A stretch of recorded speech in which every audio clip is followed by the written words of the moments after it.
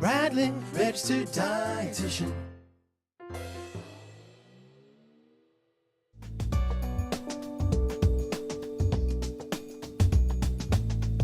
The case study I did on my aunt for NDNR article was about my aunt who passed away at 107 years old, and she was an amazing woman.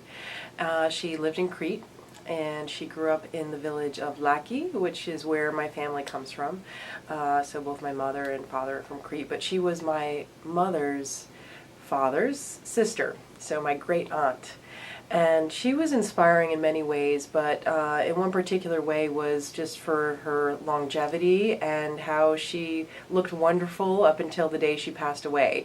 I conducted an interview with her, it was about 5 years ago, and she was telling me about some of her secrets to longevity, because she lived most of her life in Crete, in the village, and then at her son's house, and really didn't take a lot of medication. She grew up on the Mediterranean diet. She grew up on, her own eggs from her chickens and meat once a week if they were lucky. That was a big difference between the Mediterranean diet at that point and what we see in most diets today, is there was a lower meat consumption at that time. And she didn't really have hardly any wrinkles, which was incredible to me. There's all these beauty products on the market, but I really see the benefit that the Mediterranean diet also has just on beauty as well, because the olive oil is full of antioxidants, and that's one reason why it can be very helpful. She would tell me that her secret was drinking a little bit of olive oil every day. Olive oil, because there weren't hardly any things to use, they didn't have the supermarket where they'd go to on a regular basis. They had the Agora when they were using something topically. Olive oil was definitely used topically as well as internally, because that's what they had. One of the stories that I think is really kind of fun that she relayed was how she made this brown dress and she wore it to church, and one of the women passed out in church because she looked so beautiful. She passed away at 107, but it's kind of funny because she would actually lie about her age, and didn't want to tell people that she was 107, which is something I think that we can all be proud of if we make it that long. The Mediterranean diet is really such a wonderful diet for longevity because of the antioxidants that it's packed with. And the lifestyle is a big piece of it. So we've got the diet, and then we have the lifestyle. And some aspects of lifestyle include sleep, which is something in our culture, the U.S. culture, as Americans, we probably don't get enough sleep, most of us, because we're so busy and our work lives really take us in directions that may not be the healthiest. So there have been other studies confirming that if you nap irregularly, you get like a 12 to 17% reduction in the risk of cardiovascular disease. If you're going to nap a little more, like on a more daily basis, then you can reduce it 37%. So she was definitely part of the Mediterranean culture there. And on a daily basis, there was sacred nap time between 3 and 5 p.m. And it's amazing that all the kids even knew that between 3 and 5 p.m., put the balls away, you want to sit down and just take a nap or be very quiet because most of the village is sleeping.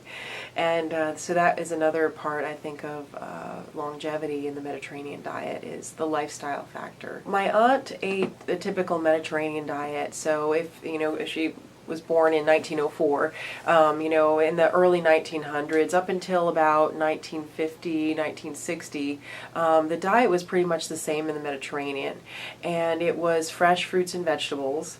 So, we hear 5 to 9 servings a day of vegetables, and in Greece, in Crete in particular, the wild greens were a part of those 5 to 9 servings, and then the fresh fruit, which was available. If you go to Crete now, you can see along the streets that they have orange trees, and they're not being sprayed because they grow wild and happy in Crete. So a lot of fresh fruits, a lot of fresh vegetables. They would go foraging for wild plants and eat those with olive oil and lemon juice. And meat, they had some meat, but the kind of meat they had wasn't the kind that you go to the supermarket and pick up some hamburger meat. They had chickens, they had rabbits, The men typically went hunting, and they would maybe go hunting for rabbits, and there are a lot of wonderful recipes with wild rabbit in Cretan cuisine. So all the animals, all the meat that they ate in Crete was grass-fed, free range. And it was due to economics. It's because they couldn't afford to go to the supermarket and buy an expensive cut of meat necessarily. It's what they had. They lived off the land, and the land at that time was not full of pesticides and heavy metals. So they lived, they basically ate organic, grass-fed food on a daily basis. They picked a number of wild greens. There are really hundreds of wild edible greens in Crete. Most people knew about the basic ones that grow everywhere. So the dandelions. That's a big one. So you can eat dandelions. Springtime is the best time to collect them. And even here in the U.S., they grow wild. As long as they're not sprayed or somewhere where they're going to be polluted, then it'd be great to just go ahead and pick some dandelion greens. And what you do is you boil them. And then you add olive oil and lemon juice to it, and it tastes delicious. I mean, it's a little bitter. So most of the greens are bitter. Not all of them, but most of the wild edible greens are bitter, and it's that bitter quality that may help with the liver gallbladder function. So it might act as a gentle detoxifier of the system. Another one that's very popular is chicory. It's called stamnagathi in Greek, and it grows wild in the mountains. And it's a little bit of a chore to collect them, so you're definitely burning some calories in the process. And my uncle has a house in Omalos, and we went there, and with my aunt, and made a nice pot of, my uncle did this amazing pot of fish soup, and we collected some of the wild chicory, and it's different than the one here in the U.S. So there's a lot of different species of chicory. But this one in particular might actually be helpful for blood sugar issues. Again, there's so much research that needs to be done on a lot of these wild edible plants. Here in the U.S., I think a lot of people know about it from Dr. Artemis Morris' research on it, and that's purslane. So in Greek, it's called glystrida because it's kind of slippery. It's got that look of almost like a jade plant, but it's tiny little leaves. And purslane is very healthy. It's actually high in omega-3 fatty acids, which is found in fish, like sardines and salmon. So the purslane is a wonderful thing to add to salads. That's the way it's commonly used, is added to salads. So purslane, dandelion greens, and chicory, I'd say those are the three top ones. But they also eat vegetables, like any kind of vegetable, so any kind of wild greens. So the chickens, rather than eating chicken feed as a primary source of calories, are eating, the same things that their owners are eating.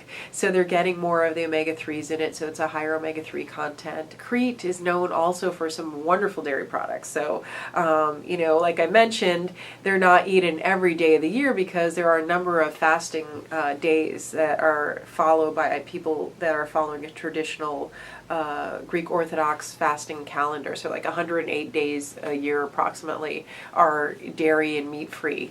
But for anyone who's not fasting, or for most of the other people, then you're eating also some of the dairy products that are from sheep or goat. So the cows came later, and so primarily it was like the sheep or the goat that was down the street or that you owned, that you were getting that fresh goat's milk. The difference between an animal that eats grass and an animal that eats corn is, number one, ruminants like cows are not meant to eat corn because it depends on their digestive system. So even sheep and goats, they really thrive on a plant-based diet that's more the wild plants, because that's how they get their nutrients as well.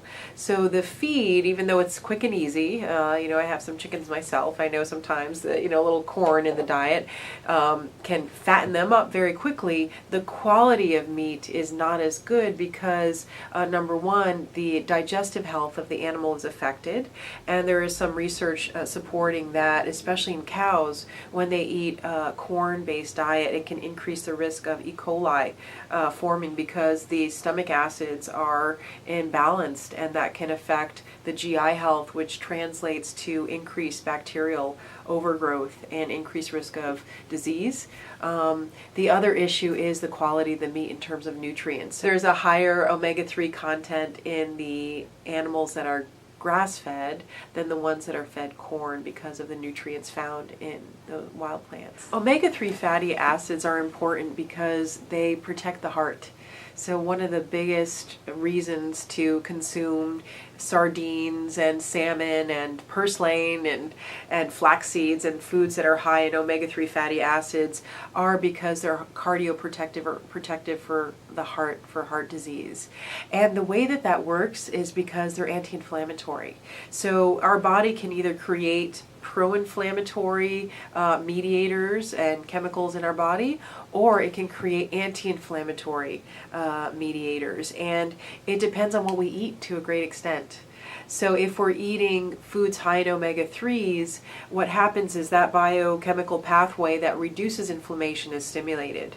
When we're eating a lot of foods that are high in saturated fats, especially from non-grass-fed meat, or junk food, even high carbohydrate, especially refined carbohydrate foods have been found to influence inflammation in the body, then that's influencing the inflammation that increases our risk of heart disease.